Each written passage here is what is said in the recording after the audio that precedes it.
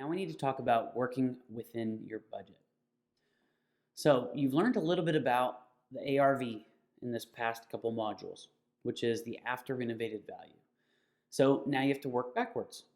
You probably have a pretty good understanding of what the future value of your house is going to be. Let's call it $250,000, like the other example. And you are able to get your house under contract for, let's call it $175,000. That gives us $75,000 to work on our reno. So how do we go about prioritizing the different line items that we need to have here? Well, we ask that you break it down into have-tos, must-haves, and your wish list. And you have to consider them in that order. So the have-tos, let's start with those.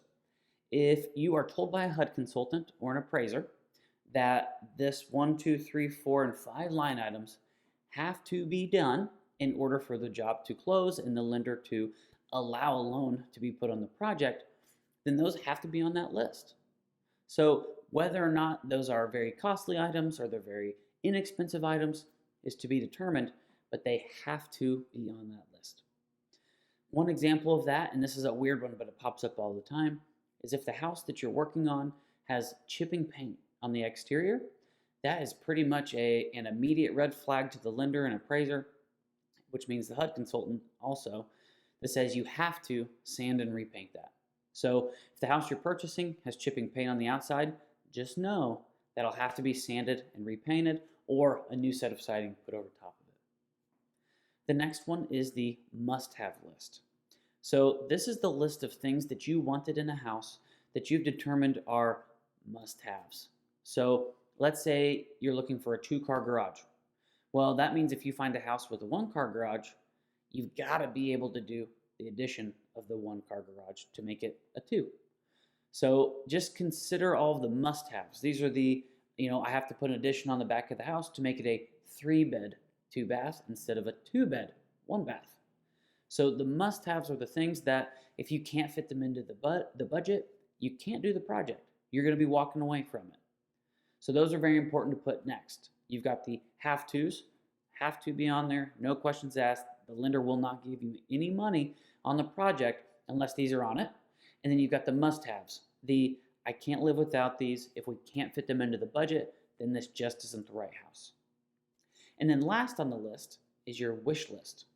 These are the bonuses. This is the cherry on top. These are the extra things that if for some reason we get lucky and they happen to fit within our budget, awesome. We're going to be very excited. It's going to be great. Normally, if we can knock out 1, 2, 3 wish list items out of, say, 10 or so, then we're doing a pretty good job. But on the flip side, if the wish list doesn't get done, none of those line items are going to be in that final bid, you're going to be able to live with the project.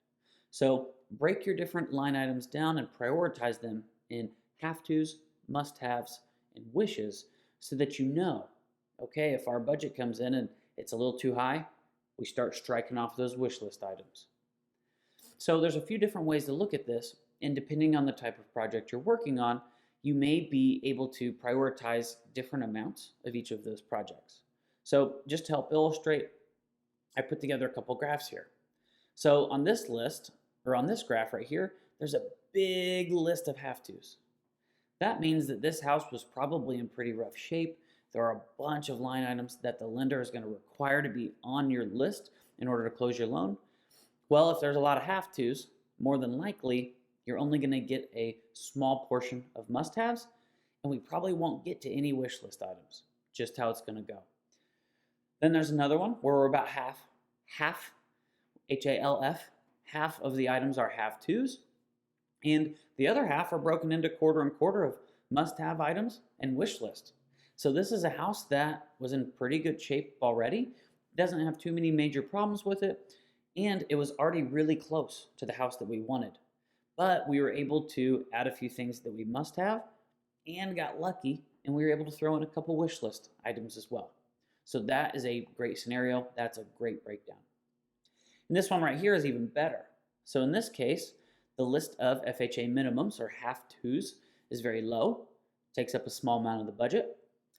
It wasn't quite as close to our final product to start with, so we have a big must-have list. Maybe we needed to do an addition the kitchen needed done, both bathrooms needed done, nice big must-have list in order to do this project. And on top of it, we were able to throw in a couple wish list items as well.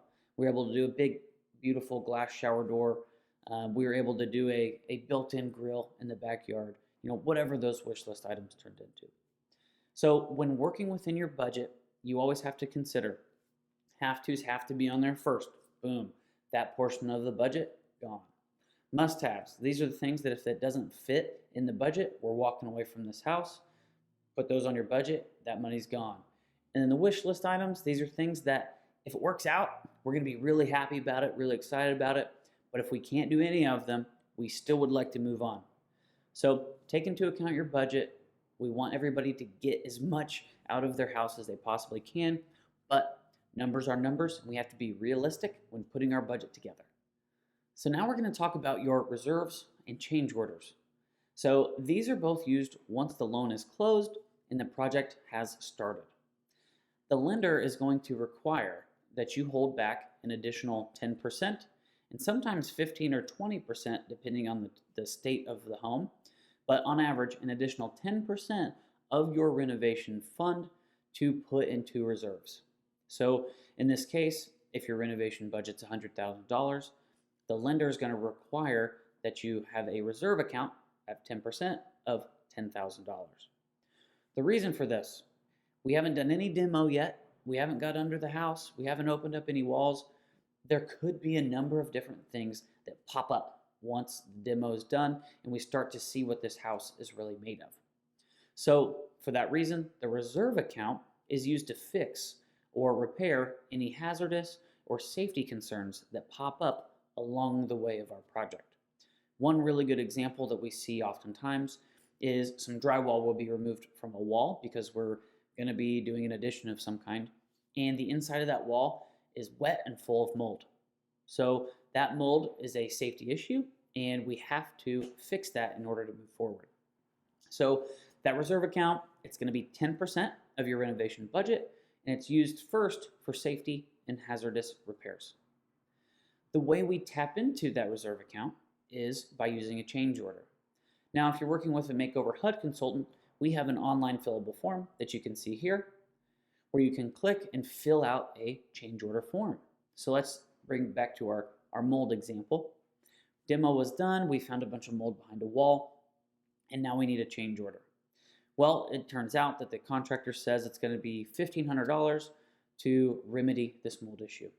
So what you would do is you would click on the form, fill out living room, fill out mold remediation, and then we need the cost for the labor and the material, and then you hit submit. So it kind of looks like a miniature bid. So there may be a number of line items, there may be a number of rooms, it'll kind of depend on your project, but it'll look like a small bid. You send that into the HUD Consultant. HUD Consultant verifies it's all done properly.